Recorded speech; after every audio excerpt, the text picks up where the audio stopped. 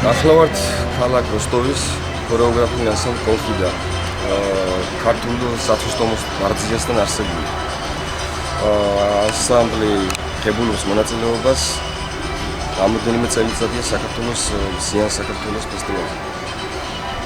მესამეჯერავად ჩამოსულ წელს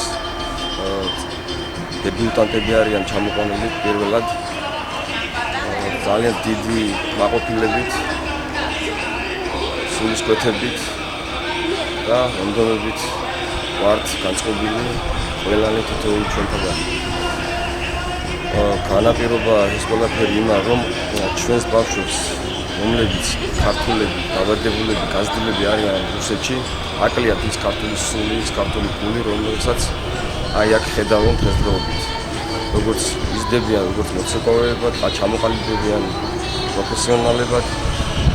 ასაკებია ჩემი მდგომარეობა ქორეოგრაფის, როგორც პედაგოგის, ამოსდელის, ველაპარაკები, ვთქვათ, უსტი, ვაჩვენე, ვასწავლი, წვრთნი, მაგრამ თავიანთი თვალით დანახული ეს სულ სხვა რაღაცაა და ამიტომ ტრადიციად ვაქციეთ ანსამბლში, რომ ყოველწლიურად უნდა ჩამოვიდეს ანსამბლი საქართველოში და მიიღოს ფესტივალებზე, კონკურსებზე მონაწილეობა.